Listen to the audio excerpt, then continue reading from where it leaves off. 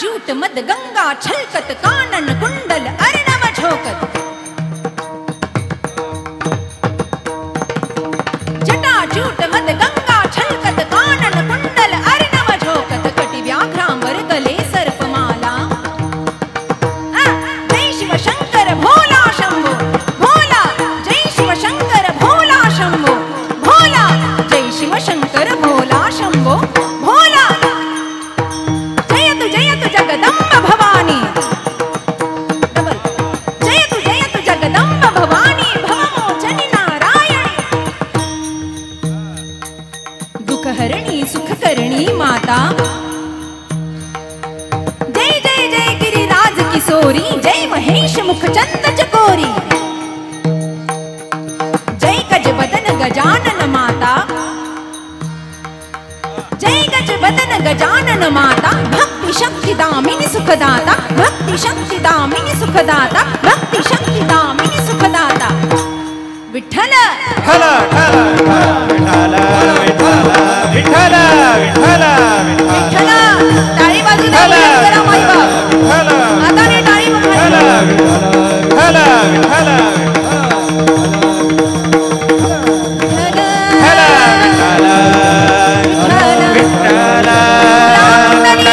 विठ्ठल श्री ज्ञानदेव तुकाराम पंढरीनाथ भगवान की माऊली ज्ञानेश्वर महाराज जगद्गुरु तुकाराम महाराज देह नोहे मी हे सरे उरला उरे विठ्ठल म्हणवणी लाहो करा काळ सारा चिंतने पाळनाची नाही चिंता ठावरिता देवाचा तुका मने जीवासाठी देवपोटी पडे प्रस्तुत प्राप्त प्रसंगी प्राप्त स्थळ भगवान परमात्माची अगाध सत्ता सच्चिदानंद घणाची निर्विकल्प समाधी भाषा आणि या समाधी भाषेतून संत रसेंद्रियावर जी वागदेवी विराजमान झाली माईबाप त्या वागदेवीला स्मरून भारतीय संस्कृतीमध्ये वारकरी संप्रदायामध्ये पंचम वेद निर्माते जगमान्य जगद्वंदनीय जगद्गुरु तुकोबारायांचा उपदेशपर प्रकरणातला असणारा 4 चरणाचा अभंग विठ्ठल विठ्ठल विठ्ठल विठ्ठल विठ्ठल विठ्ठल विठ्ठल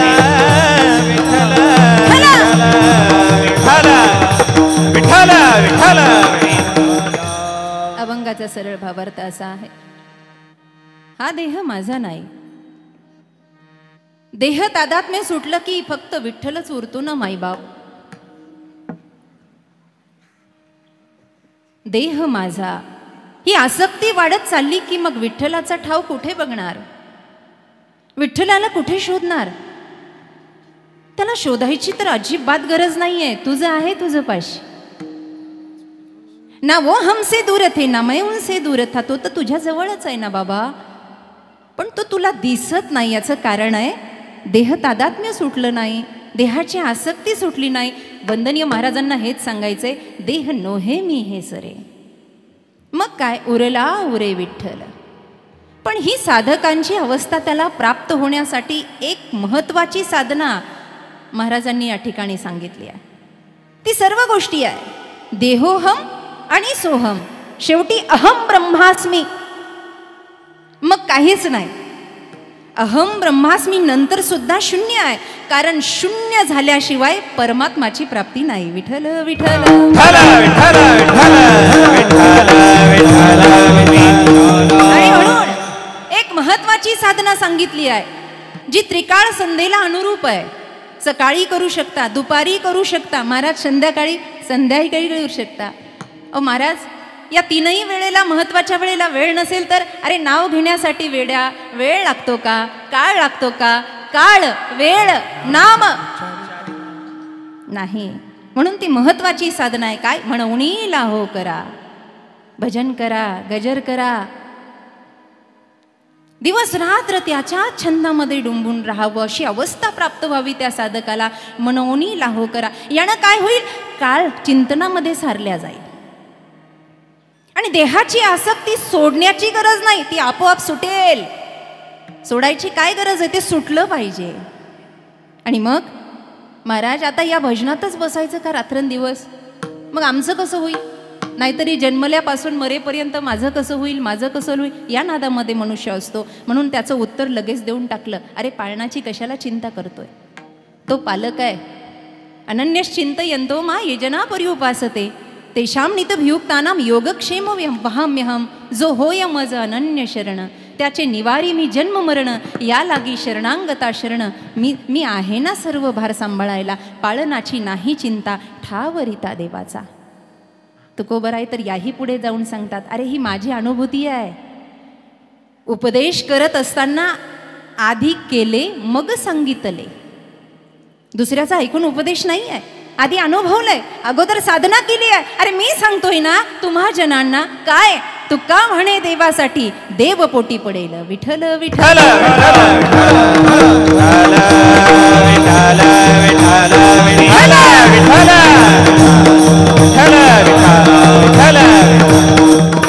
परिचित परंतु आवश्यक देण्याचा परिहार असा माईबाप या ठिकाणी प्रथम पुण्यस्मरण ज्यांचं आहे अशा आदरणीय मातोश्री कैलासवासी श्रीमती ताराबाई दत्तोबा पासलकर. खरं तर रणांगणामध्ये शिवबांच्या सोबत गरजलेला एक छावा म्हणता येईल, एक मावळा म्हणता येईल. वीरबाजी पासलकरांचं हे घराणं आहे. आणि या घराण्यामध्ये वसा आणि वारसा या पद्धतीनं आपला संसार गाडा सांभाळून जिनं आपल्या पतींच्या सोबत आदरणीय दत्तोबांच्या सोबत घरही सांभाळलं, देशसेवाही सांभाळली, समाजसेवाही सांभाळली, अशी आदरणीय 103 वर्षाची माता आपल्यातून निरोप घेते. हे देवस्वरूप जिनं आहे. तुम्ही वर्षश्राद्ध म्हणत असाल, पण मला तर वाटतं ही तिथी पुण्याची आहे. काय म्हणायचं? वाजवायच्या असल्या तर जरा जोरात वाजवत, नाही तर मी काही टाळ्यावरचा महाराज नाही बो, आधीच सांगून ठेवतो.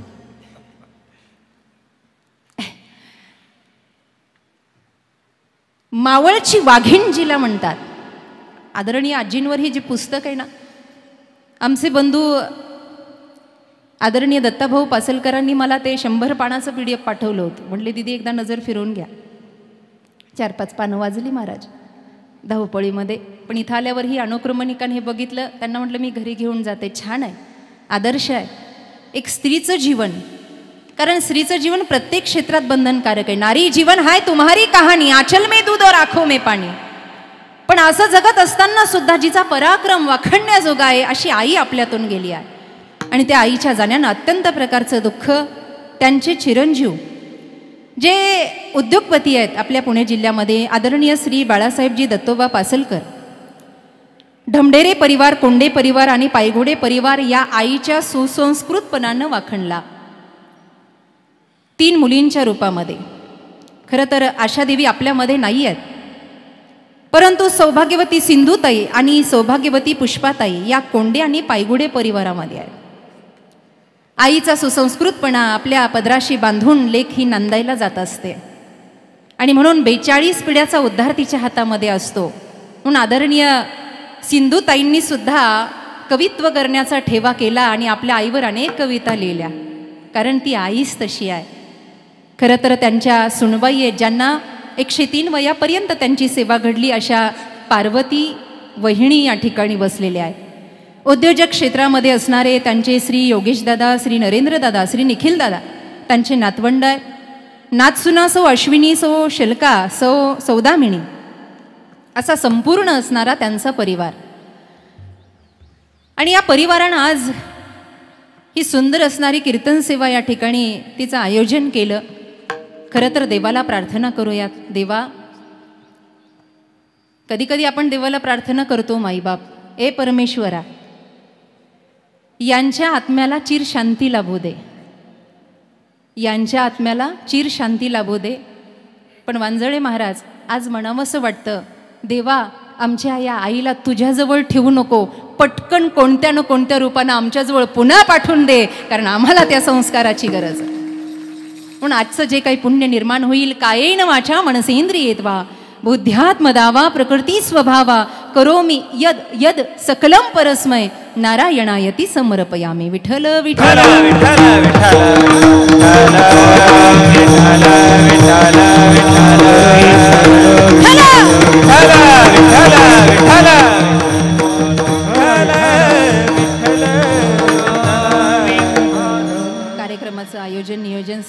छान आहे. सुंदर माईक सिस्टीम आहे. आपण सर्व माईबाप आहात. महाराष्ट्रामध्ये ज्यांच्या गान रसास्वादन ज्यांचं झालं असे आमचे आदरणीय हरिभक्तपरायण अभिमन्यू दादा आहेत. त्यांचे सवंगडी आहेत. ज्येष्ठ महाराज मंडळी आहे, भावंड आहेत. आपण सर्वांची नावं माझ्या लक्षात नाही आहेत किंवा मला माहीत नाही आहेत. आदरणीय हरिभक्तपरायण वांजळे महाराज आहेत. या ठिकाणी हरिभक्तपरायण पायगुडे महाराज आहेत. आदरणीय ज्यांनी विण्यापासून सुंदर आपल्या स्वरांनी सुरुवात केली आदरणीय हांडे महाराज आहेत. आणि मृदंग आचार्य आमचे अमित दादा आणि आमचे पार्थ दादा. असं सगळं शोभेचं वातावरण आहे. फक्त पंखा असता तर मला शांत झोप लागली असते. हाय पण हवाच येईना त्याची. असू दे. हाताच्या टाळीनं जरा जोरावा वाढवा आणि विठ्ठलाचं भजन करा. विठ्ठल विठ्ठल विठ्ठल विठ्ठल विठ्ठल विठ्ठल विठ्ठल. जग प्रकाशित व्हावं, अज्ञान तिमिरांध्यस्य ज्ञानांजन शलाकया. असतो मा सद्गमय तमसो मा ज्योतिर्गमय. प्रकाशाच्या दिशेनं जावं म्हणून आज योगायोग आहे. पाठीमागं आमचे आदरणीय मारणे बाबा आहे. 15 वर्षापूर्वी त्यांची माझी भेट झाली होती. त्यांनी ओळखलं. म्हणजे वयस्क जुनी माणसं त्यांची दृष्टी किती सूक्ष्म आहे. आपण तरुण असून म्हातारे झालो. म्हटलं तुम्हाला कुठेतरी पाहिल्यासारखं वाटतं. अहो म्हणले तुमची सेवा मी घेतली होती 15 वर्षापूर्वी. या संस्काराचा भाग आहे. तुकोबा ज्ञानोबांचा भाग आहे. कशासाठी? जग प्रगतशील व्हावं, जग उजेडात असावं, त्याचा अंधकार निघून जावा. आणि योगायोगाने आजचा दिवसही तसा आहे. आज दीप अमावस्या आहे. आज दीप अमावस्याचा योग आहे. आज दिवे घासायचे आहेत, दिव्याची पूजा करायची आहे. मेणबत्त्या लावायच्या नाही बरं का. मेणबत्त्याचा काळ आपला नाही. दिवे घासून दिव्याची पूजा करायची आणि दिव्याला म्हणायचं, ए दिव्या, तू उजेड टाकतोयस आणि अंधकार दूर करतोयस. पण आमच्या नशिबानं सोन्याच्या पिंपळाखाली एकदाच आम्हाला असा उजेड भेटलाय की एकदाच अंधार जीवनातून निघूनच गेलाय बघ आमच्या. कारण त्यांच्यात तेवढी ताकद आहे. माऊलींच्या बाबतीत सांगायचं झालं तर काय करत नाही आहेत ते. सर्वभूत सर्व साक्षी, साधकांचा मायबाप, दरुषणे हरिताप, सर्वाभूती सुखरूप कोण? ज्ञानोबा. नाथ महाराज म्हणतात, माझा कैवल्याचा पुतळा प्रगटला म्हणा म्हणा चैतन्याचा ज्ञानोबा. तेव्हा असा उजेड दिलायस ना की करील ते काय. परी पाहे बीज शुद्धांग. आई गेली आहे पासलकर परिवारातली. पण आम्ही नेहमी सांगत असतो, एक माय गेली आहे ना. दैव योगानं या महाराष्ट्राच्या भूमीमध्ये आपल्याला 2 आया मिळाल्या आहेत. एक जन्म देऊन दूध पाजून आपल्याला मोठं करते, तर दुसरी ज्ञानेश्वरीचं दूध पाजून आपल्याला भवसागरातून पार करते. ही दुसरी माय आपल्या वाट्याला आली आहे. किती भाग्यवान. भाग्योदयेन बहुपुण्येन. भाग्याचा उदय. आणि म्हणून आज त्यांच्या पुण्यस्मरणाला कीर्तन सेवा आहे. माईबाप, या व्यास मंचावर उभा राहण्याची पात्रता माझी आहे किंवा नाही मला माहीत नाही. तुकोबांच्या अभंगावर बोलण्या इतपत ज्ञान तर माझ्याकडे मुळीच नाही. पण तरी सुद्धा परमहंस परिव्रजकाचार्य ब्रह्मलीन स्वामी सागरानंद सरस्वती महाराज त्र्यंबकेश्वर आनंद आखाडा यांच्या कृपा आशीर्वादाने प्राप्त व्यासपीठ आणि आई भगवतीच्या कृपेनं बुद्धीमध्ये जसं ज्ञान प्रगट होईल आणि आई वाणीतून जसं बोलून घेईल तसा जास्तीत जास्त अभंग सोडवण्याचा प्रयत्न करेल. विठ्ठल विठ्ठल विठ्ठल विठ्ठल विठ्ठल विठ्ठल भजन करा, भजन. विठ्ठल.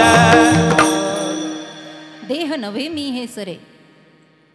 तुकोबांचा अभंग हा वैराग्य प्राप्त करून देणार आहे.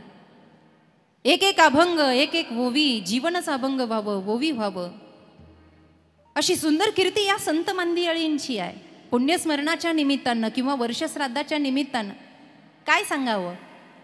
जे गेलेत त्यांच्याबद्दल सांगत राहावं का जे आहेत त्यांना वाट दाखवावी.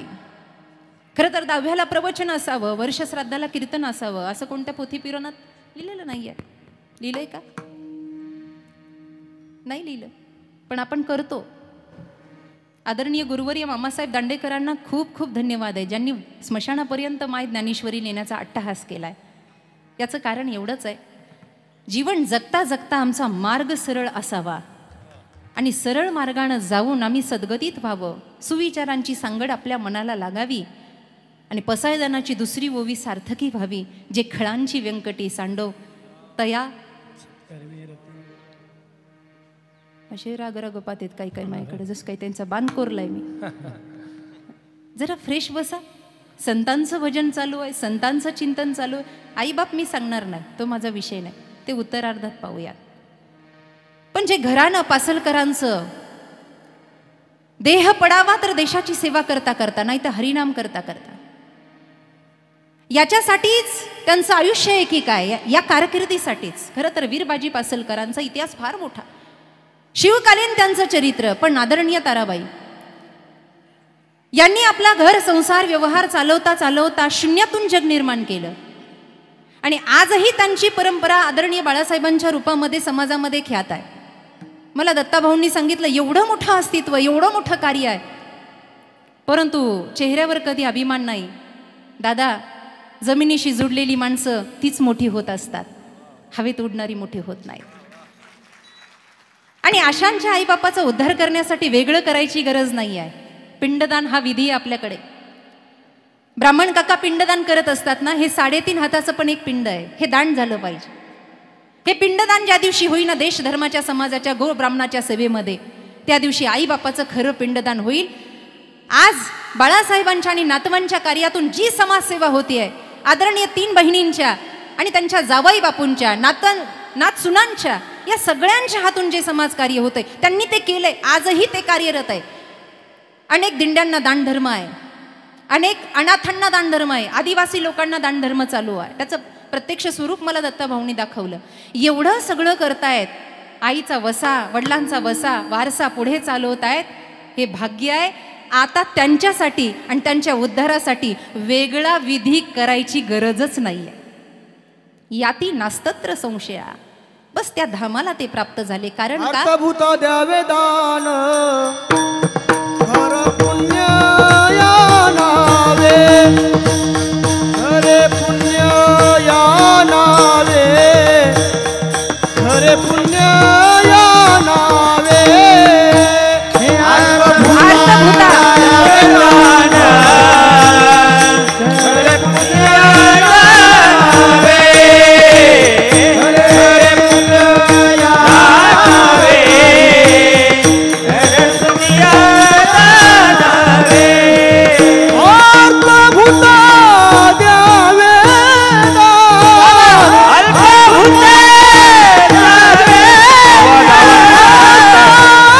भूता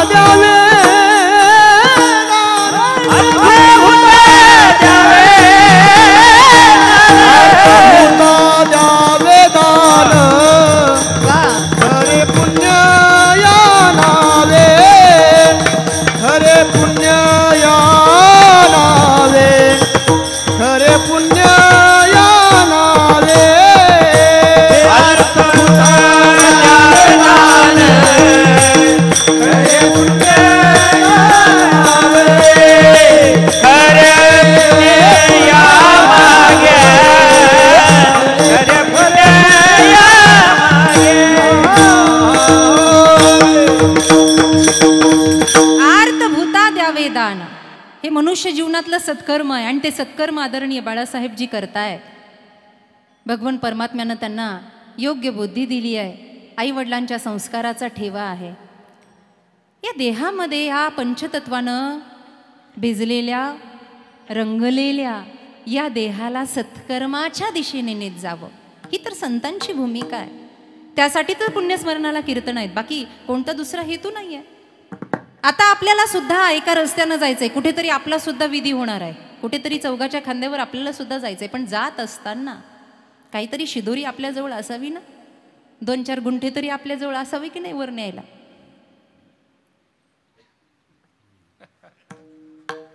10-20 तोळे सोनं असावं वर न्यायला.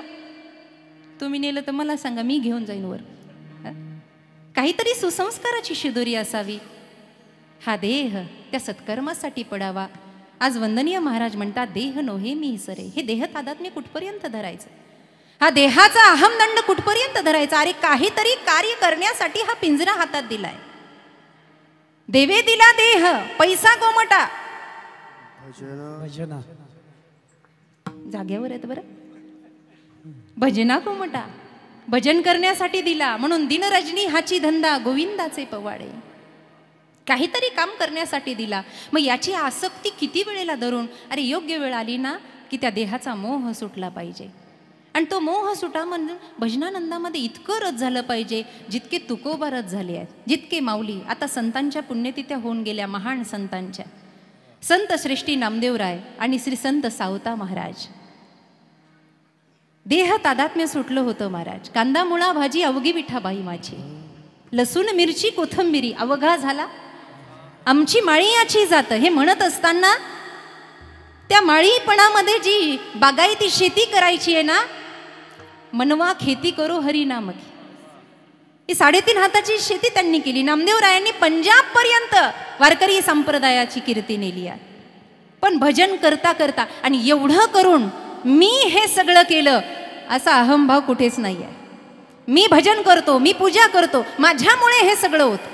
काही काही लोक म्हणतात सप्त्याला गेल्यावर महाराज बुक्यापासून सुरुवात करावं लागते, सगळं आम्हालाच पाहावं लागतं. मला तर कधी कधी असं वाटतं मी नसलो ना सप्ताच होणार नाही. मी म्हणत असते तू मर, तुझ्या 10व्याला आम्ही सप्ताह चालू करतो, मग आम्ही कशाला.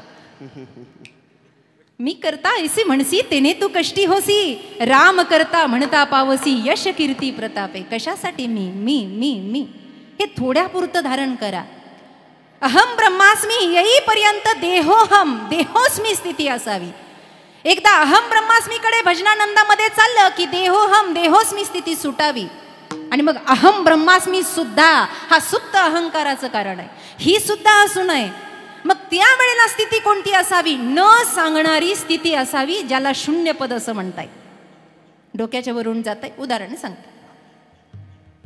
रानावनात काही लोकांना फिरायची सवय. शेतकरी गेला, त्याने सगळी खुरपणी केली, सगळ्या गोष्टी केल्या. मालक कधी नव्हे पाहायला आला. जुने कीर्तनकार हा दृष्टांत फार रंगून सांगायचे. आणि मग मालक पाहायला आल्यानंतर त्यानं पाहता पाहता पाहता पाहता काटा त्याच्या पायात घुसला. काटा पायात घुसला, रक्तबंबाळ पाय झाला, सुजला पाय, वेदना व्हायला लागल्या. एवढ्या वेदना, काय करावं. आता तिथे कोणतं साधन नाही आहे, काही पूर्वतयारीनं तो शेतामध्ये आला नाही आहे. आणि मग काटा पायातला काढायचा कसा. जुनं डोकं होतं, काही जुने विचार होते. त्यानं लगेच दुसरा काटा पाहिला. काट्यानं असे बरेच काट्याने निघते. काट्यानं काटा काढला. आणि ज्या काट्यानं काटा काढला त्या काट्याला एवढा त्यानं प्रणाम केला. म्हणलं वा, काट्यानं काटा निघला बरं का. जो पायात घुसला होता त्याला बाजूला फेकला, पण ज्या काट्यानं काटा काढला त्या काट्याला खिशातला रुमाल काढला आणि त्या काट्याला रुमालावर ठेवला. आणि मग त्याच्याशी बोलायला लागला. वा काटे महाराज. काटे महाराज नाही ना इथं. मज वाटे त्याशी. कुणाला म्हणतो? काट्याला. मज वाटे त्याशी काट्याला. काय करावं. मला तर असं वाटतं ना तुम्हाला कुठे ठेवावं. बोलतोय काट्याला. काटे महाराज काही करा, माझं मन तुम्ही जिंकून घेतलं. नाही नाही नाही, तुमची जागा या रानावनात नाही हो.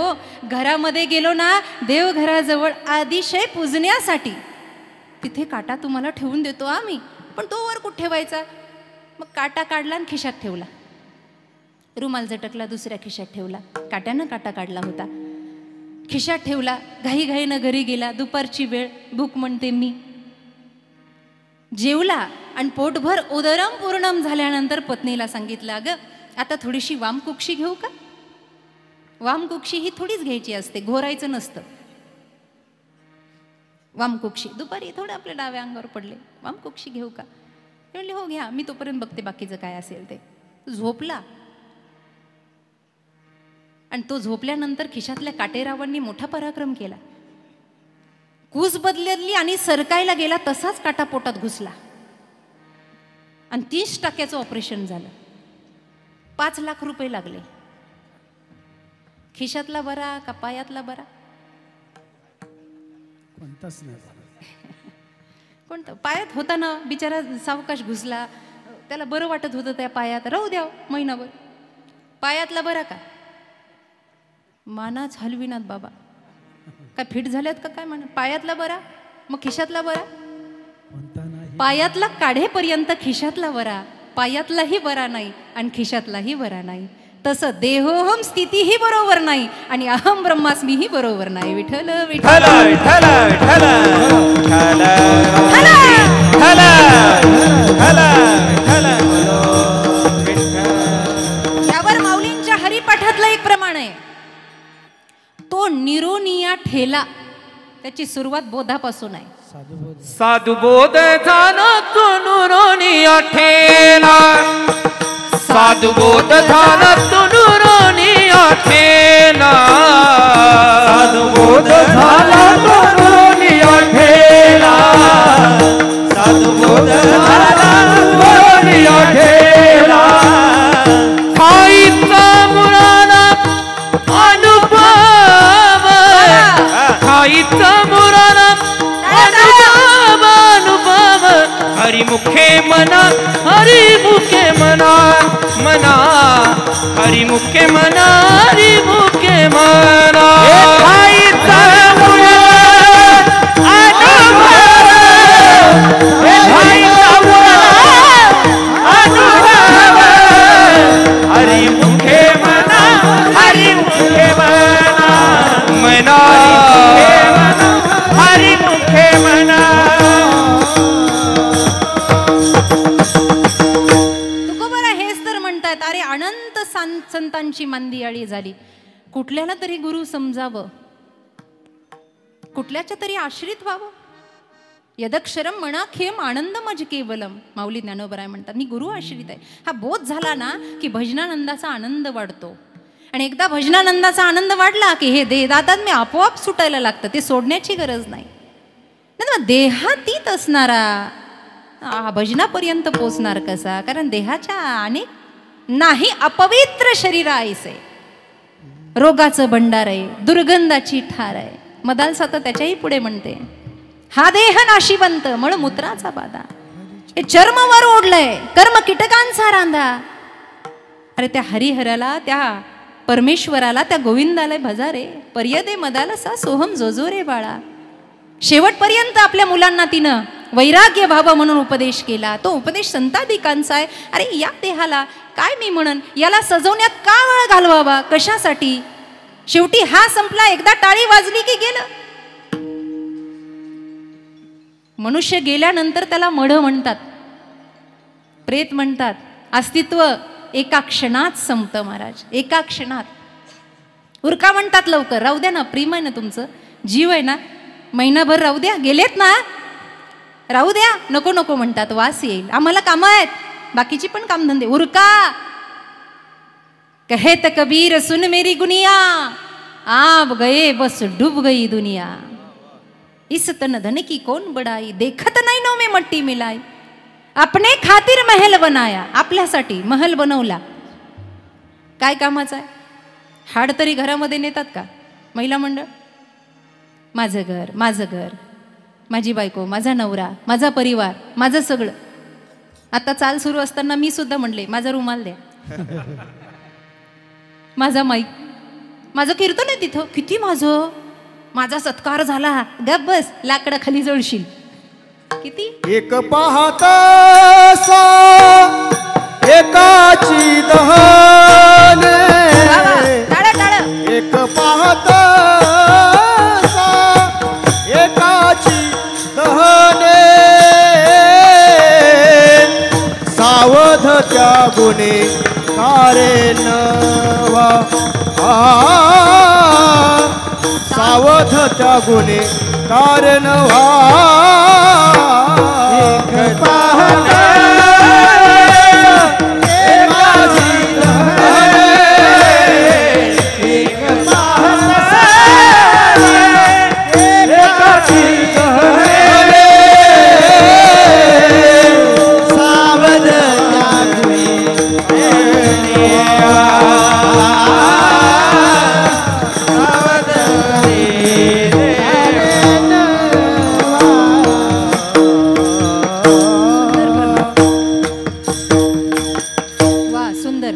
जागा रिकामी आहे, महिला मंडळांची संख्या कमी, काही उभे राहिले, तुम्ही इकडे पण बसू शकता, कोणी काय म्हणणार नाही तुम्हाला. बसा, उभे राहू नका, इकडे बसा. विठ्ठल विठ्ठल विठ्ठल विठ्ठल विठ्ठल विठ्ठल. सावध व्हा, जागृत व्हा. या हरिभजनाच्या छंदामध्ये स्वतःला झोकून द्या. कारण का, उरला उरे विठ्ठल या दिशेकडे आपल्याला जायचं आहे. त्याच्याशिवाय विठ्ठल उरणार नाही. पंचतत्वाचा आहे हा देह. याची आसक्ती बाधित झाल्याशिवाय नाही. याचा मोह, हा मोह कमी होत नाही. दिन प्रतिदिन आपण मोहाच्या दिशेने चाललोय. दैवी हेषा गुणमयी मम माया दुरत्तया मामे वये प्रपद्यन्ते माया मेतांतरंती. ते भगवंत म्हणतात, अर्जुना, ही माया जी आहे ना ममत्वासाठी, ही माया तर रडण्याचं कारण आहे बाबा. मनुष्य रडला, मोहाला धारण केलं म्हणून रडला. आपल्या मनासारखं झालं नाही, रडू आलं. कोणती घटना घडली नाही, रडू आलं. थोडं त्याच्यापासून बाजूला ठेवा. अरे हे एकदाच सगळ्या वेळेला, सगळं एकदाच वेळेला संपणार आहे. सगळं शून्य होणार आहे. काहीच राहणार नाही आहे ना. या देहाची शाश्वती आहे. बस नैनम छिंदंती शस्त्रानी. आत्मा अमर आहे. म्हणून देह आणि आत्मा यांची जोडी एका विशिष्ट कार्यासाठी आहे. हे दोघंही प्रवासी आहे. कार्य संपलं, हे दोघं दोघाच्या बाजूला जाणार आहे ना. आत्मा जाळल्याने जळतो. याचं उदाहरण दिलं.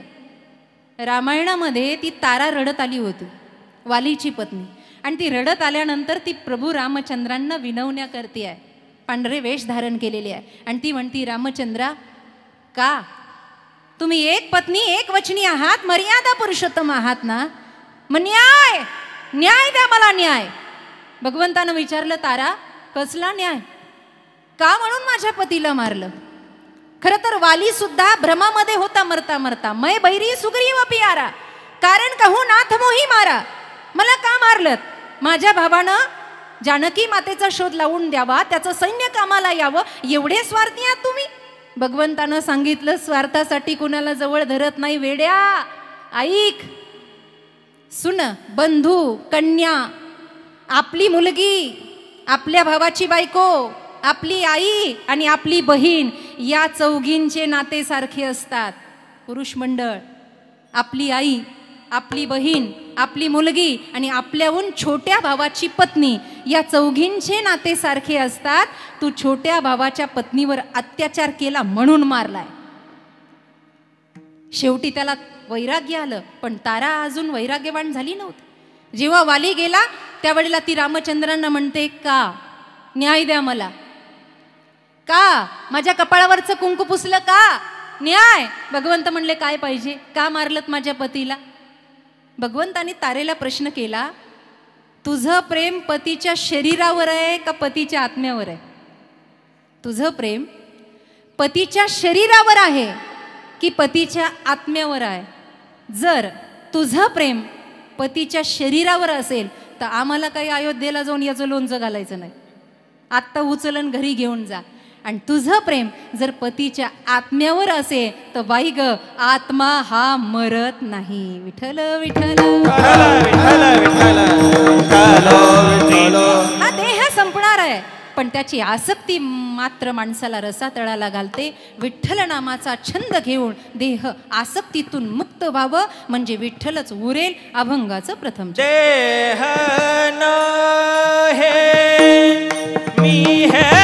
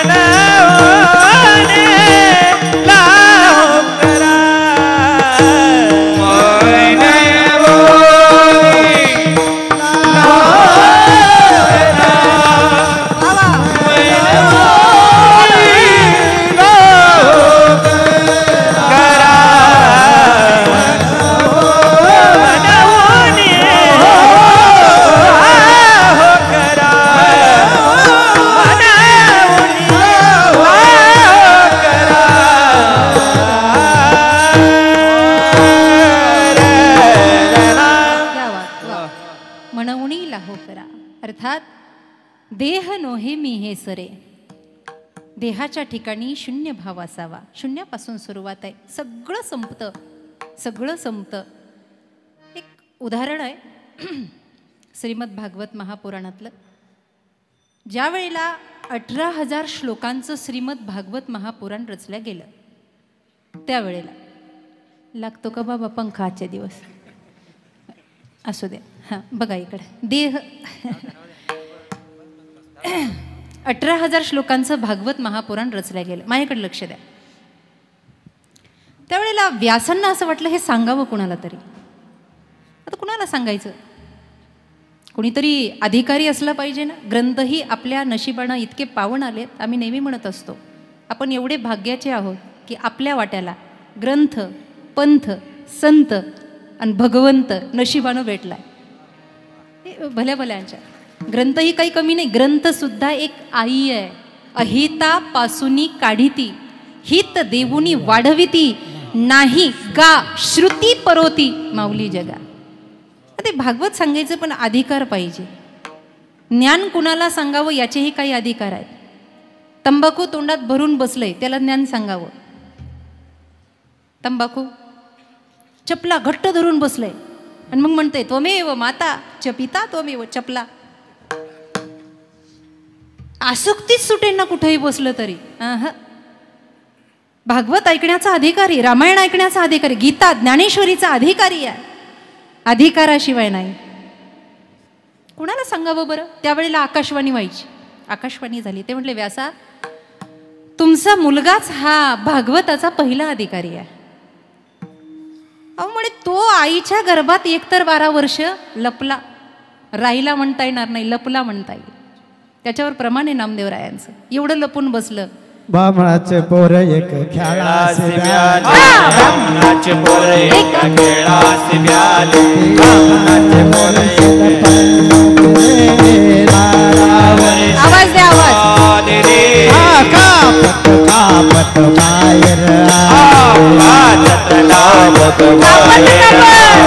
नागवेची पळून गेले रे, नागवेची पळून गेले, ते नागवेची पळून गेले रे, नागवेची पळून गेले.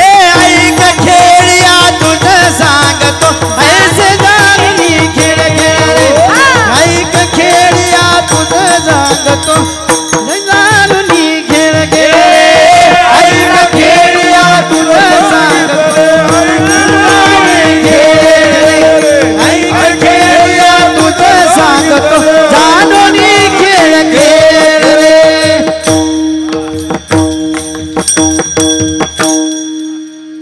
12 वर्ष आईच्या गर्भात. किती दिवस? 9 महिने 9 दिवस. 12 वर्ष. पण वर्णन करताना नामदेवराय अचूक पद्धतीनं वर्णन करतात. ब्राह्मणाचं पोर एका खेळाशी व्यालं, मायारूपी खेळाला व्यालं. कारण ही माया मोठ्या मोठ्यांना रडायला लावते, मोठ्या मोठ्यांना फसवते. इंद्रा पडली वधे, चंद्र झाला काळा, नारद चुकला चाळा. हे मोठ्या मोठ्यांना फसवते. म्हणून लपून बसलं. किती? 12 वर्ष एका खेळाशी व्यालं.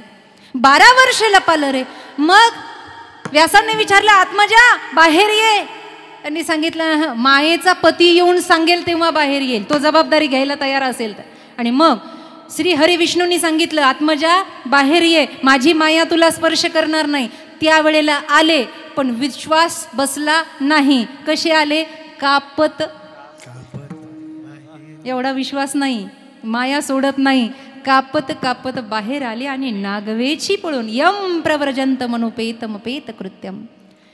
द्वैपायणो विरह कातर आजुहाव, पुत्रेती तन्मय तया तर्वो विनेदुस तम सर्वभूत हृदयम मुनिमानतोस्मी.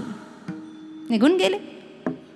व्यासजी म्हणले आता त्यांना आणायचं कसं? चला ठीक आहे, शिष्य पाठवले, भगवंताच्या रूपाचं वर्णन केलं वगैरे वगैरे झालं. मग ते आले. म्हणले बाबा एवढे छान श्लोक तुमच्याकडे आहेत ना, मला ऐकायचं आहे. नीट ऐका, डोक्याच्या वरून जाईन पण ऐकलं पाहिजे.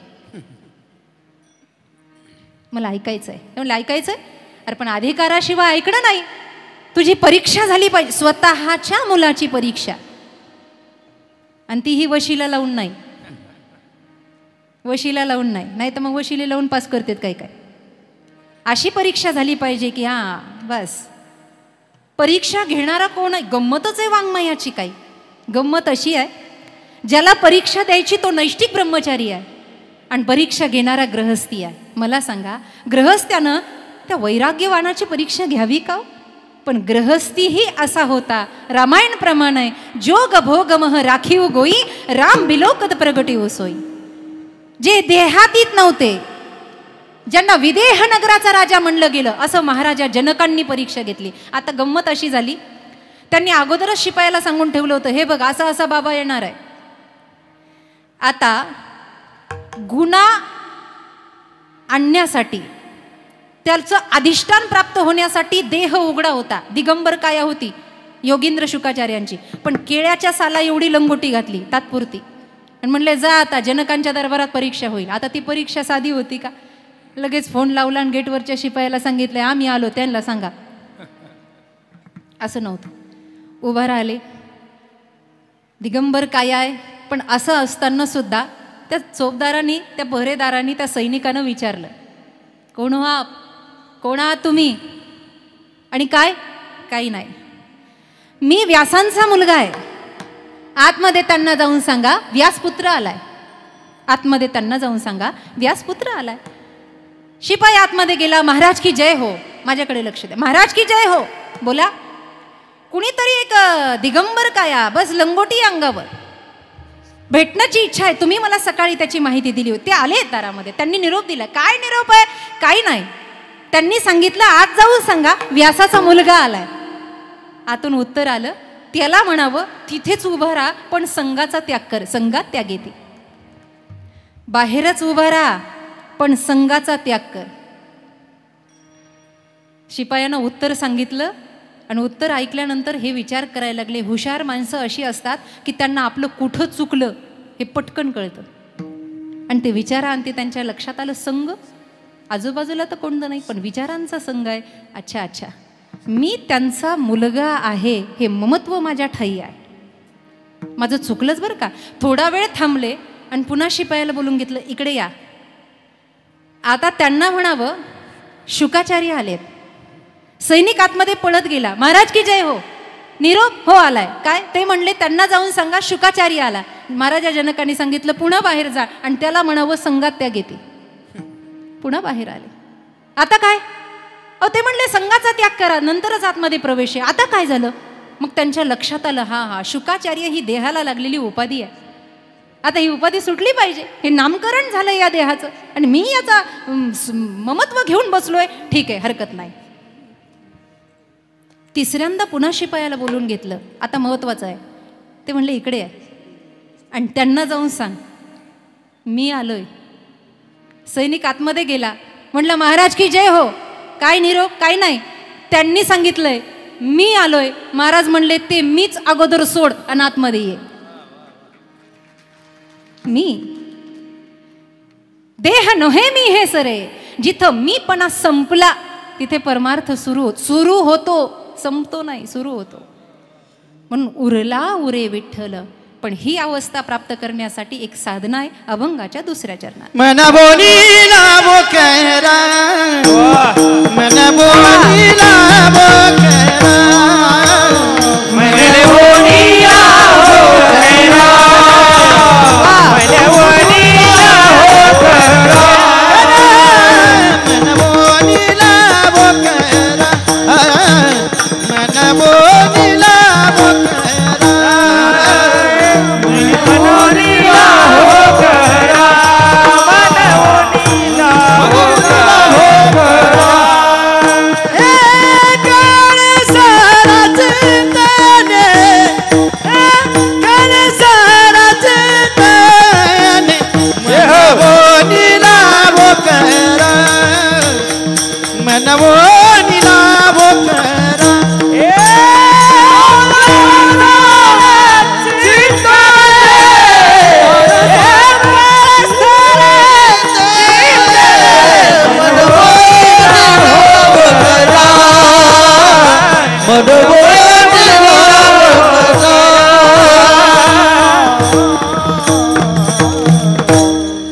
राम राम स्मराधी म्हणवणी लाहो करा काळ सारा चिंतने. हरिमुखे म्हणा हरिमुखे म्हणा म्हणा हरी झोपले का काय? हरिमुखे म्हणा. किती सोपं केलं. सोपे वर्मा टाळ दिंडी हाती समाधीचे सुख सांडव. हरिमुखे म्हणा हरी हरी हरी म्हणा रे तेने माया जाळ. काहीच करायची गरज नाही, फक्त राम म्हणा विठ्ठल म्हणा हरी म्हणा. काहीतरी घ्या ना हो, काहीतरी प्रसाद घ्या ना नामाचा. कशाला तोंड पाडून बसताय? चिंता करायची नाही, चिंतन करायचं. मराठी भाषा अशी आहे, चिंतावरचं टिंब काढलं की काय होतं? इथे उद्योजक बसले आहेत, राजकारणातली माझी भावंड बसली आहेत, समाजकारणातली आहेत, संप्रदायातली ज्येष्ठ मंडळी बसलेली आहेत, ज्यांच्या आशीर्वादानं माझं व्यासपीठ धन्य आहे. अशी मंडळी बसली आहे. आपण सगळे आहात, पण चिंतन करूयात ना. कशाला चिंता? बरं, स्वतःची चिंता. दुसऱ्याच्या घरात टीव्ही आल्यावर काय लावं, पोट दुखलं पाहिजे. पण आमचं दुखतं. हे फार पोटदुखीचे प्रकार आहे. कशा कशाने पोट दुखतं तुम्ही फक्त जोरात बोला. बोलताना बेसनाचे पदार्थ खाल्ले की पोट दुखतं. जरा मोठ्याने बोला. बेसनाचे पदार्थ खाल्ले की पोट, शिळे पदार्थ खाल्ले की पोट. चालू कार्यक्रमात नाव नाही घेतलं की तेव्हाही दुखतं. अवघड आहे फार. हे जात नाही. कशाची चिंता?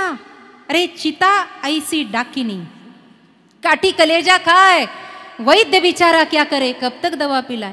कधी स्मशानात कुणाला जळताना पाहिलंय का तुम्ही? पाहिलं असेल आपण सर्व मंडळी आहात. आता कधी जर पुढची वेळ आली ना, येऊ नाही लवकर वेळ 6 महिने तरी, पण आली. एखाद्याला तुम्ही अंतविधीला गेलात आणि जळताना पाहिलं. ए माता भगिनींनो, माझ्या आयांनो नीट ऐका. पुरुष मंडळी, एखाद्याला जळताना जर पाहिलं ना, तर मनात विचार करा, अरे शेवटी जळायचंच आहे, मग आयुष्यभर जळायचं कशाला? अरे शेवटी जळायचंच आहे ना. शेजारी शेजारी कधी कधी 2 हॉटेल असतात, एकाची चलती एकाच चलत नाही, पण हे टेन्शन घेऊन बीपीच्या गोळ्या याला चालू. कशासाठी? अरे याच्यासाठी हा देह मिळाला नाही. चिंता आहा नो एंट्री. चिंतने चिंतने तद्रूपता म्हणमुनी लाहो करा. कुणाच्या जीवनात दुःख नव्हतं, कुणी दुःख सोसलं नाही. देह तव आहे भोगाचे अधीन, भोगाचे अधीन. देह तव आहे भोगाचे अधीन.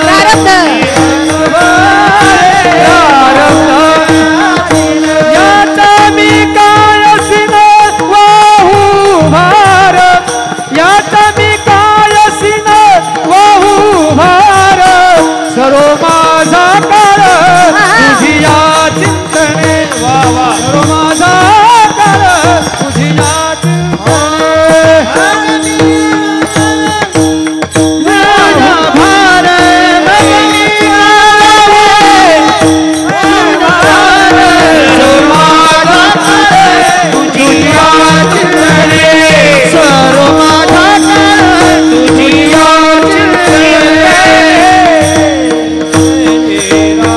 प्रारब्धाच्या अधीन हा करील ना तो. त्याच्याकडे काय ताकद कमी आहे? तुका म्हणे घालू तयावरी द्या ना सगळं सोडून त्याच्यावर. फक्त आपण त्याचं चिंतन करा ना. एकदा विवाह झाला, मंगळसूत्र बांधलं की त्याच्या नावाचं कुंकुण, त्याच्या नावाचं नाव असतंच की नाही? सांगा मला. मग तो बघतो ना दिवाळीला कोणती साडी घ्यायची, कोणता दागिना घ्यायचा. तसं एकदा निष्ठावंत भावानं त्याला समर्पण झालं. त्याला कुणाला? बा विठ्ठला. देह समर्पित देवा, भार काहीच न घ्यावा, होईल आगवा. तुका म्हणे आनंद. देह समर्पित देवा, भार काहीच न घ्यावा, होईल आगवा.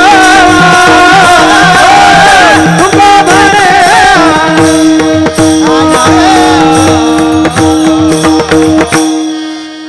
देव निवारील, त्याला समर्पण करून द्या, तो सांभाळील. काही काही लोक, एक जणाने मला विचारलं, मंदिरात सोबत गेलो, दर्शन झालं आणि दर्शन करून आल्यानंतर त्यांनी विचारलं, तुम्ही देवाला काय मागितलं? तुम्ही देवाला काय मागितलं महाराज? त्याचं एकच उत्तर आहे. आमचे स्वामीजी म्हणायचे, ती जर आई आहे ना तर आईला काही मागायची वेळ आली नाही पाहिजे. तिला दिसत नाही का तिचं लेकरू कुठे चाललंय? तिला कळत नाही का तिचं लेकरू वेगळ्या वळणार? तिला कळत नाही का तिच्या लेकराला काय कमी आहे? मागायचं कशाला? ती कृपा करणारी आहे ना, तर ती सगळं करेल. किंबहुना धनुर्धरा, त्याचं प्रेम आहे ते आपल्यावर. म्हणून चिंतन करा, चिंता नको. असं करा म्हणून लाहो करा काळ सारा चिंतने. चिंतनामध्ये काळ सारून टाका. दुःख कुणाच्या जीवनात नाही. ज्यांनी माय ज्ञानेश्वरी घडवली त्यांच्याही जीवनात दुःख आहे. ज्यांनी गाथा लिहिला त्यांच्याही जीवनात दुःख होतं. दुःखातून ते काय बाधित झाले नाही का, पण त्याच्यातून ते बाहेर निघाले. कसे बाहेर निघाले? मी प्रसंग नेहमी सांगते. कधी तुम्हालाही माहिती आहे, तुम्ही चरित्र वाचून आहात.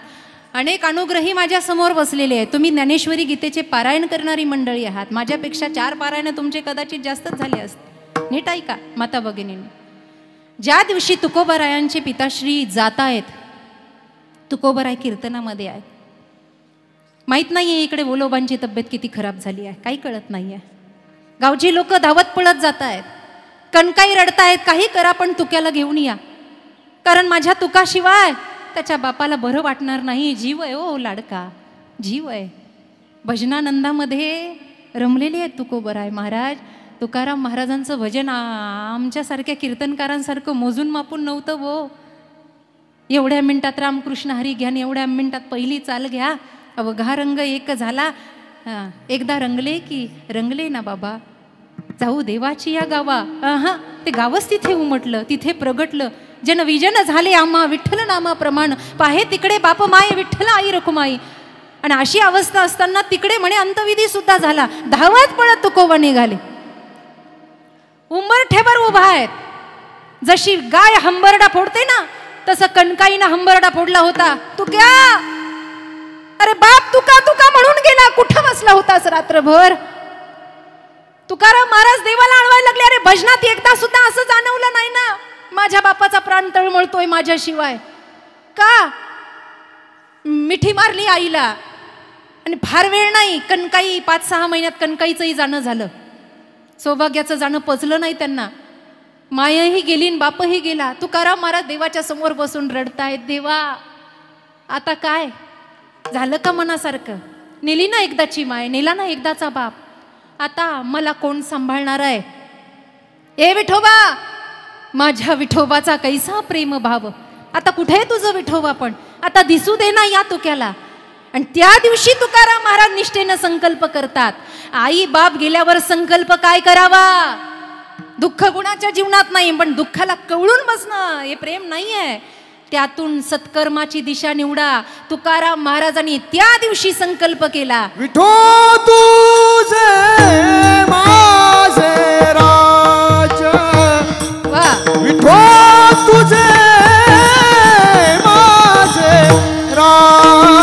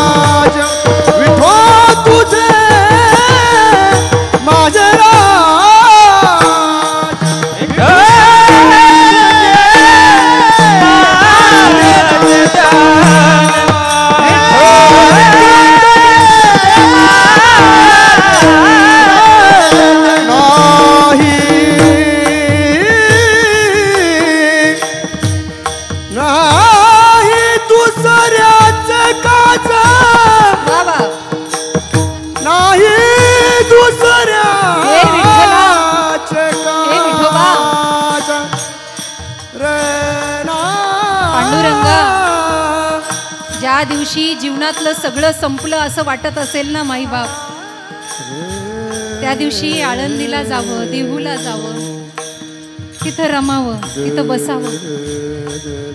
ए आई, माय गेली ग माझी, आता तुझ्याशिवाय कोण सावरेल मला.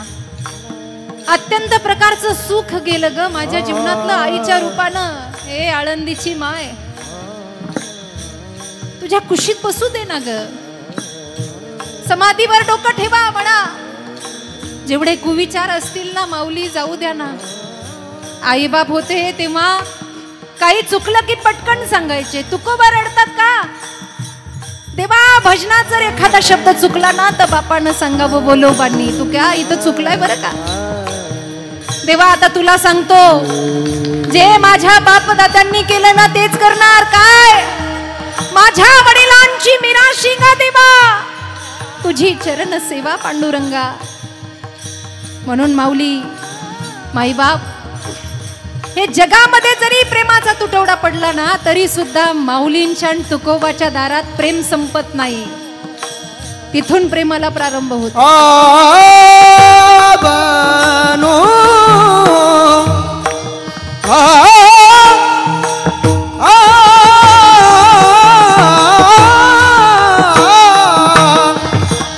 नाही दुसऱ्याच काच, नाही दुसऱ्याच काच, विठोबा माझे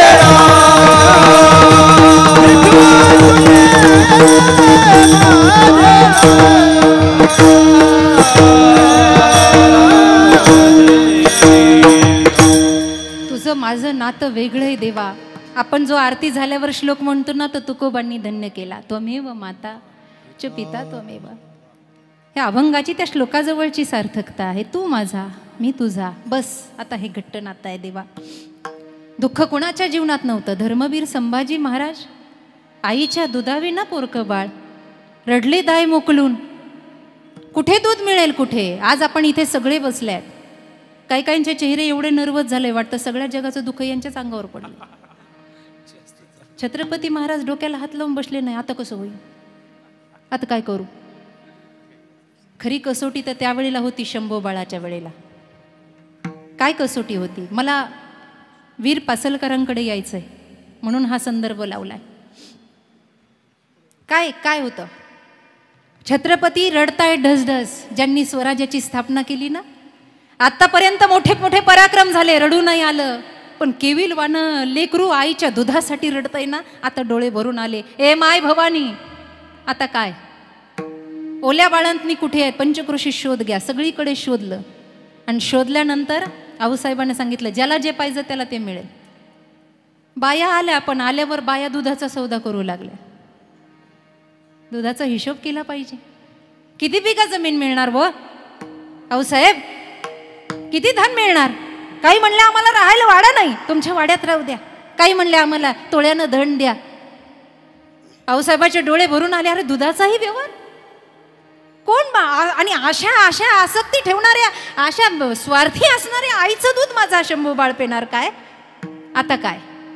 पण रस्ता निघाला अडचणीतून. खेड शिवापूर जवळचं एक छोटंसं गाव. आली, पदर खोचला. तिनं दौंडी ऐकली होती ना, आली म्हणली आओ मला फक्त एवढं दाखवा माझा शंभू बाळ कुठं बसलेलं, मला त्याला दूध पाजायचंय. कोण ग तू. तुला नको का बिका जमीन नको, तुला सोनं नको, नाणं नको, कोण आहेस तू. तिनं सांगितलं मी गाडे पाटलाची सून आहे, माझं नाव आहे धाराऊ, मला दूध पाजायचंय. का ग तुला काही नको. काही नको. सणातल्या दारा माझ्या आता रोखत नाहीयेत. बस मला बाळाला जवळ घ्यायचंय, मला दूध पाजायचंय. का ग. जणू काही तिला ईश्वरीय संकेत झाला की काय. जरी ही कल्पकता असेल तरी सुद्धा ती म्हणते का कुणास ठाऊक असं वाटतं बस या बाळाला जवळ घ्यावं दूध पाजावं. का मोठं झाल्यावर लाखो स्त्रियांची आबरू वाजवणारं हे बाळ आहे, मला याच्यासाठी यायचंय.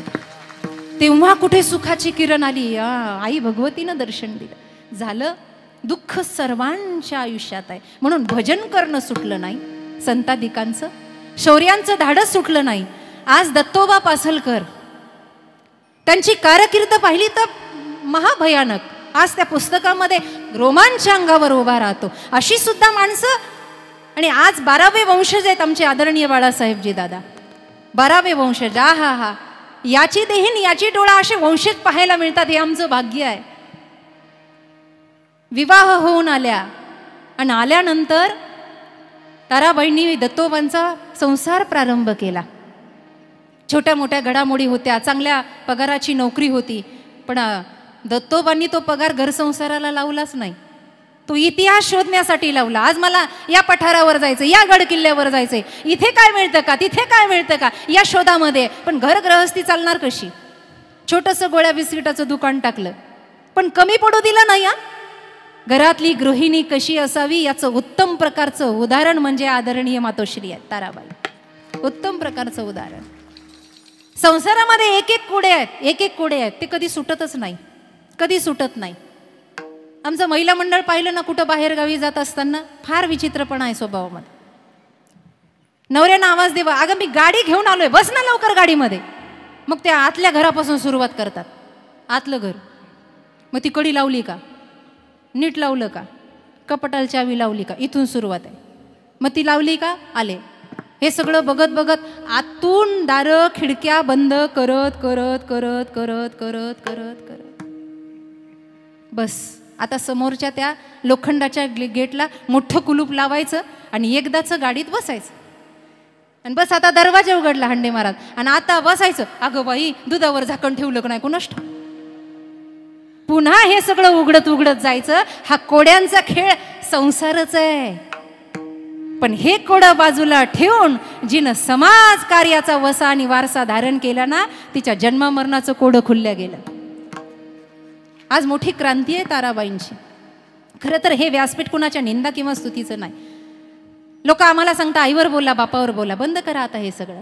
योगे 28 विटेवरी उभा. तो पुंडलिक राया आईबापाची सेवा करता करता 28 युग झाली असा संदर्भ आहे म्हणे. मी सुद्धा ऐकलेला आहे, अजून वाचलं नाही, पण मोठ्यांच्या तोंडून ऐकलं. एकदा असं झालं होतं म्हणे, नामदेवरायांनी विचारलं, त्यांना राग आला होता पुंडलिकाने वीट मागे फेकल्यावर. अरे कारे पुंड्या मातलासी किंवा कारे प्रेमे मातलास, उभे केले विठ्ठलासी, ऐसा कैसा रे तो धीट मागे भिरकावली वीट. अरे तुला पद्धत विद्धत आहे की नाही ते म्हणले. मी थोडी बोलवलंय, माझी सेवा एवढी आहे की ते आले आहेत, राहतील उभे विटेवर.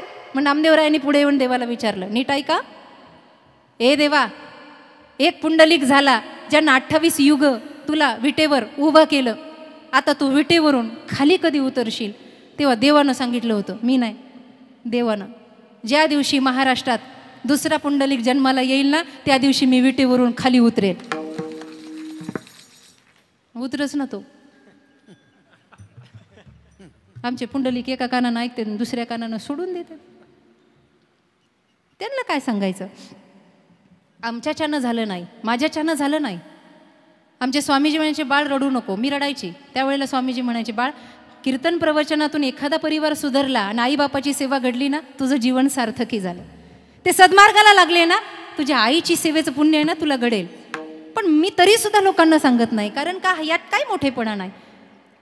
ऐका, काही लोक म्हणतात आम्ही आईबापांना सांभाळलं, अशा आम्हाला सांगायला आले ना, ते निघून गेल्यावर मी म्हणते, येडं हे आईबापाला सांभाळलं म्हणतंय. हंडे महाराज शेवटच्या श्वासापर्यंत आपली माय आपल्याला सांभाळत असते, आपण नाही तिला सांभाळत. अरे ती गेली तरी ना, कधी कधी आपण म्हणतो ना, मरता मरता वाचलो. हे जे वाचणं आहे ना, तो आईचा आशीर्वाद आहे, तो बापाचा आशीर्वाद आहे. आणि त्यांच्यासाठी गात राहावं, बोलत राहावं, हा हा, त्यांची सेवा करावी. नाही सेवा घडली, निदान त्यांना सुख कशात आहे हे कर्म तरी करावं. हे कर्म तरी करा. थोडंसं विषयांतर होईल, पण एक प्रश्न तुम्हाला विचारायचा आहे.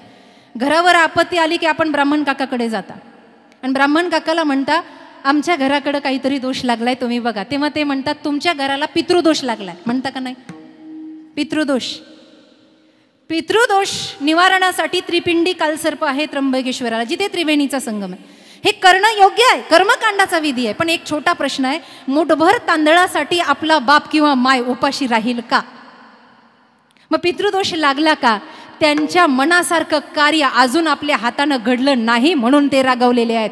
ज्या दिवशी सत्कर्म घडेल ना, त्या दिवशी आई बापाला आनंद होईल आणि त्यांना मोक्ष मिळेल. त्या दिवशी खरं पिंडदान होईल.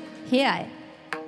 आणि हे सगळं करत असताना त्या भजनाची तार, त्या संत महानुभवाच्या सत्संगाची तार कधीच सुटल्या गेली नाही पाहिजे. कारण का, निस्वार्थपणानं भजन करावं, सांभाळण्यासाठी तो समर्थ आहे. अभंगाचं तिसरं चरण. पाळनाची नाही चिंता,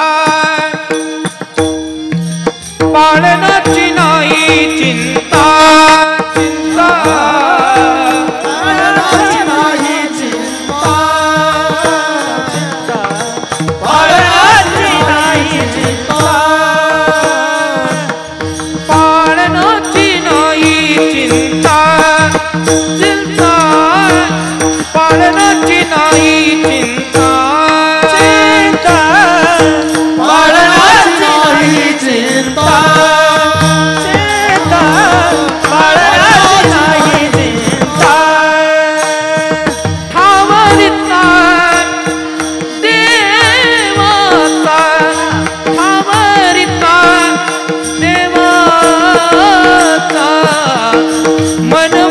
लावो कैरा करा मनमोडी लावो कैरा वरिता देवा पायथा देवा पाये मनमोडी लावो कैरा करा मनमोडी लावो कैरा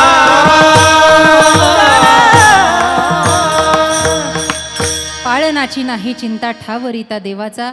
वंदनीय महाराज म्हणतात एकदा त्याच्या ठाई समर्पण केलं की तो आपलं पालन पोषण. आता पालन पोषण म्हणजे फक्त खाणं पिणं, आपल्या खायचं लक्षात राहतं जास्त, फक्त खाणं पिणं नाही. तो पालक आहे ना आपला, आपला सर्व भार सांभाळून घेईल. कोणत्या जागेवर आपल्याला बसवायचं हे त्यांच्या हातात आहे, आपल्याला कुठून खाली उतरवायचं हे त्याच्या हातात आहे. कळतंय का? आयुष्याची सगळ्या शिदोरीचं मोजमाप तो करतो, तो सांभाळतो, त्याच्याशिवाय नाही. उंच नीच काही नेनो भगवंत तिष्ठे भाव भक्ती. या भजनामध्ये, या अभंगामध्ये संपूर्ण संतांचं चरित्र आहे. संत सावत्याची खुडू लागे भाजी, सज्जन कसा या विकू लागे मास. हे सगळं पांडुरंगाने येऊन केलं. जनाबाईचं दळण दळू लागला. आज आपण आस्तिक बसलात नास्तिक बसलात, मी दोन्ही बाजूने बोलते, मला घेणं देणं नाही, पण तात्पुरतं समजायलाही हरकत नाही. हंडे महाराज समोर बसणारे सगळे माळकरीच आहेत. आता तरी हसा. उद्धार सगळ्याचा करून घ्यायचा आहे ना. आता बघा तुम्ही कीर्तनाला चाललो की काही असेल, पूजेला चाललो, पाटल लोकांच्या तोंडात एकच शब्द असतो, काय करायचंय आता, काय राहिलंय आता मागं पुढं, काही नाही, सगळं झालं बघा, आता फक्त भजन करायचं. भजनी मंडळात जाऊन भांडणं लावित आहे, तिथं जाऊन भांडणं, दिंडीत गेला दिंडीत भांडणं. काय करायचंय आपल्याला? अरे तू गप बसलेला बरा, तू काहीच करू नको, देव तुझ्याकडं पाहतोय. मनाचे उद्वेग कधी थांबलेले नसतात. इतक्या वाटा शोधतात अशी लोक, इतक्या वाटा शोधतात. संत संगतीमध्ये अनुग्रहित जीवन जगावं, गाथ्याच्या ज्ञानेश्वरीच्या अनुग्रहित जीवन जगावं. आज पुण्यस्मरणाचं कीर्तन आहे, इथे कोण किती शाब्दिक भाषा वापरेल मला माहीत नाही, पण इथे मी फार मोठी नाही, मी तर आपलं लेकरू आहे, तुम्हीच मला सांभाळलंय. पण महाराजांच्या या अभंगाचा थोडा जरी प्रसाद आज घेऊन गेलात ना, तर खरी भावपूर्ण श्रद्धांजली या आईला प्राप्त होईल. खरं तर तिच्यासाठी साकडं मागितल्यासारखं होईल, एक चांगला गुण, आणि ह्या चांगल्या गुणासाठीच हे सगळं करायचं. ही कीर्तन भजनं त्याच्यासाठीच आहे. कोणती चिंता करायची नाही, बस ज्ञानोबा तुकोबांना यांच्या संगतीत राहायचं, यांनी मार्ग दाखवला त्या मार्गाने जायचं.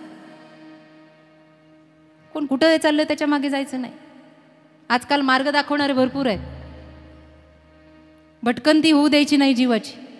एक जणाला दुसऱ्याच्या मध्ये नाक खुपसायची सवय होती. नाक खुपसणं हा मोहरा आहे. नाक खुपसणं म्हणजे काय? मध्ये मध्ये बोलणं, मध्ये मध्ये काहीतरी वादविवाद करणं. दृष्टांत आवडेल ना आवडेल मला माहीत नाही, मला सिद्धांताकडे जायचं. ती असंच राजवाड्यात बसल्या बसल्या त्यानं काहीतरी बोललं बुवा. राजाला एवढा राग आला महाराज, आणि राजा जसा उठला तसं तलवारीनं राजानं त्याचं नाकच कापलं. काय केलं? संपूर्ण शरीरामध्ये नाक प्रधान आहे, हे मी म्हणत नाही, हे महाराज म्हणतात. काय करावी ती 32 लक्षणे, नाक नाही तेने, नाक हे प्रधान आहे. माझ्याकडे लक्ष द्या. ते नाक कापले गेलं, नाक. आणि मग गावातले लोक म्हणायला लागले, तो आला ना समोरून की गावातले लोक म्हणायचे, नाक कापे आला, नाक कापे आला, नाक कापे आला, नाक कापे आला. तुम्ही इकडे बघा, माझ्याकडे, इकडे बघा, माझ्याकडे बघा. असं काय म्हणायचे? नाक कापे आला.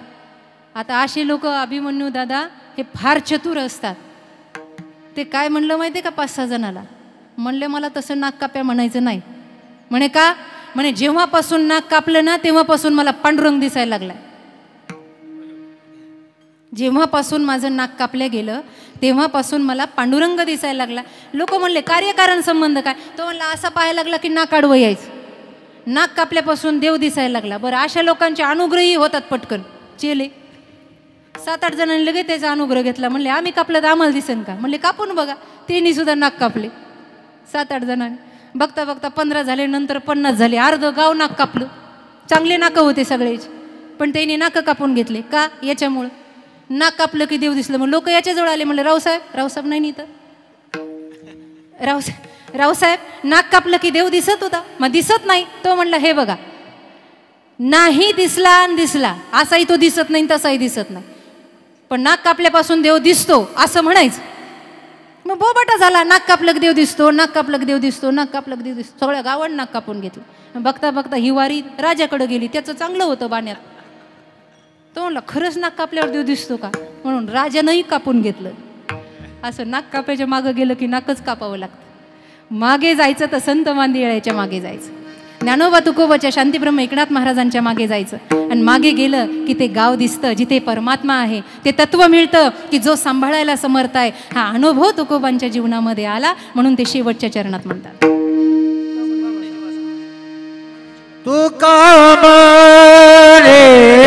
ऐका, आता भैरवी थोडी घ्या, नंतर आपण परत चाल घेणार आहे. हा चाल होईल नंतर. आता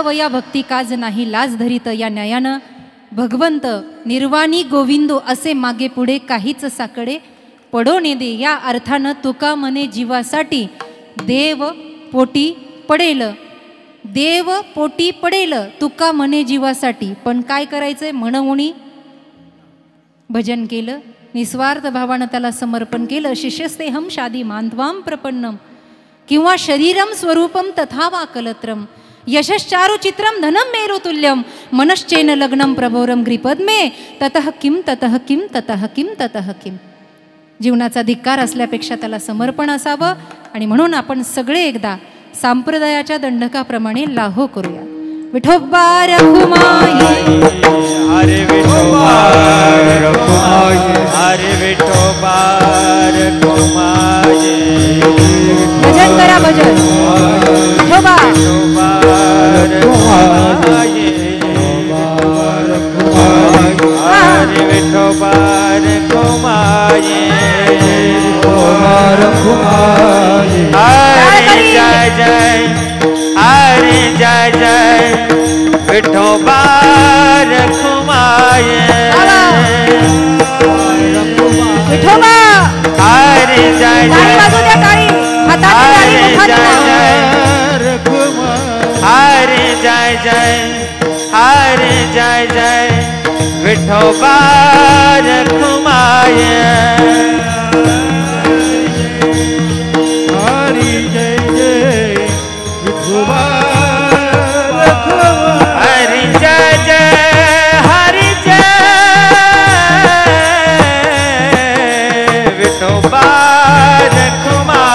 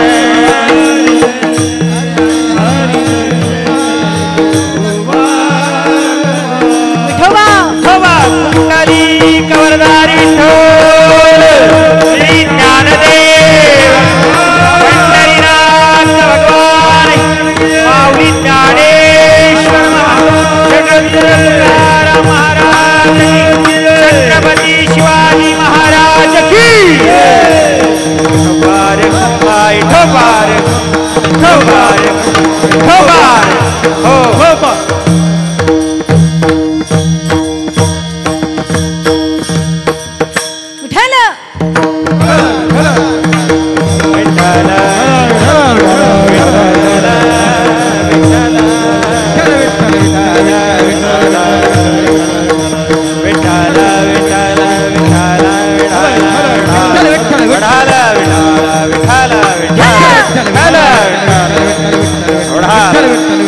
आदरणीय ताराबाईंचं या ठिकाणी प्रथम पुण्यस्मरण आहे. खरं तर नियोजित वेळ आमचे दत्ताभाऊ पासलकरांनी मला सांगितलं की 10ला कीर्तन सुरू होईल आणि 4 वाजेपर्यंत कीर्तन चालू राहील. या ठिकाणी 12:15पर्यंतचा वेळ त्यांनी मला दिला होता.